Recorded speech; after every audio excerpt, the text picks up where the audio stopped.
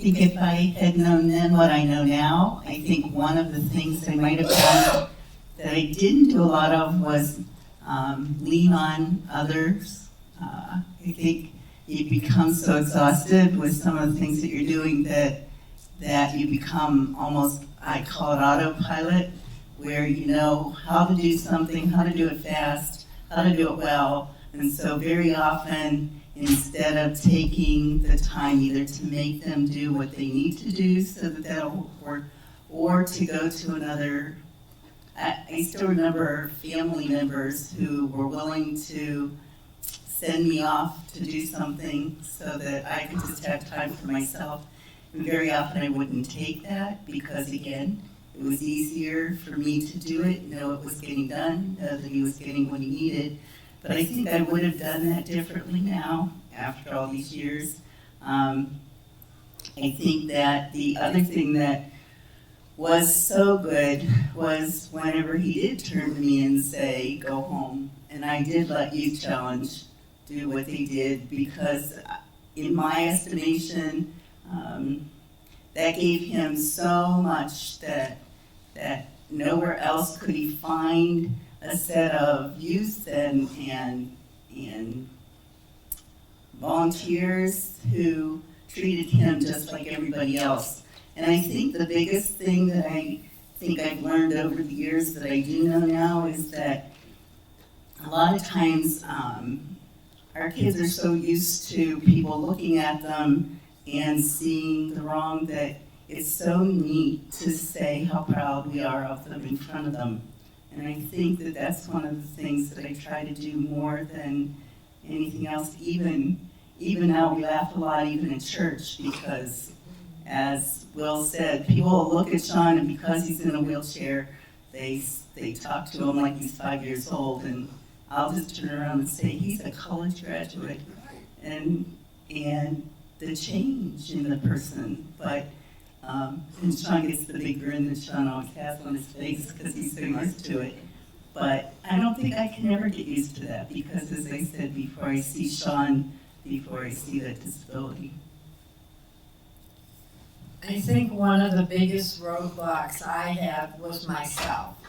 I wanted to tell Molly what to do, how to do it, what would work, and not giving her the opportunity to learn on her own, make mistakes, come to me for advice in her own decisions. But we've worked through that, and I'm impressed on how much she has grown because I stepped back. A couple of things. First, just try to relay the fact that if you don't try, you're not going to succeed. You're going to, Wayne Gretzky, you're going to miss all the shots you don't take. And the other thing is just every day I just try to start it out. This is a brand new day. And really try to get a fresh perspective on it and not let whatever happened yesterday affect how I'm going to feel today. Some of the hurdles that, as Grace had mentioned, that we've met with, some have been pretty big and pretty unexpected. And so what both of us have learned to do, and what I think sometimes it's hard for a person with autism especially to do, is to be objective about what it is and stand back and try to look at the big picture and to realize that hurdle is just right now. It's not your life. There's a lot beyond this, and once that's over with, you move on to the next thing, and there will be other hurdles and challenges, and so what? That's in everyone's life. So that's a big thing for us to stay objective, and we always, when we look at things and we look at hurdles and we're going to move forward, we always say, what's the best case scenario? What's the worst case scenario? If we know the best thing we'd love to have happen, that's wonderful. If we know the worst thing that can happen, it gives a comfort level to her to say, okay, well, if that's the very worst thing that could happen, it's probably not what's going to happen, so I'm going to be somewhere in between, and I can deal with that, I can live with that, and to keep that objectivity and to keep in mind everything is sort of on a scale for all of us. What we think is going to happen when what happens is just rarely the same thing. So that's one thing. But there were a couple of practical things that we did when it came time for some of these hurdles, and Grace made mention of 2 of them that we did because of situations that arose. Once a child is 18 years old and does go to college, nobody wants to talk to you anymore, Mom. And so when challenges happen and people with the school want to deal directly with the student, and the student may have high anxiety issues or things like that, I find out as a parent after the fact, when the person from the college then might call me and say, oh, by the way, this is what happened. Meanwhile, Grace has been put in a situation where her anxiety is so high she cannot think, she cannot make a decision. So we went to our attorney, and we actually had, at Grace's decision, had a power of attorney for education put in place so that that can't happen anymore. So if something happens at school, that maybe she's stepped in it and somebody's, she's bothered somebody and they want to make an issue of it. She can say, if she's asked to come in, my mother's my power of attorney, I'd like to wait until she's here.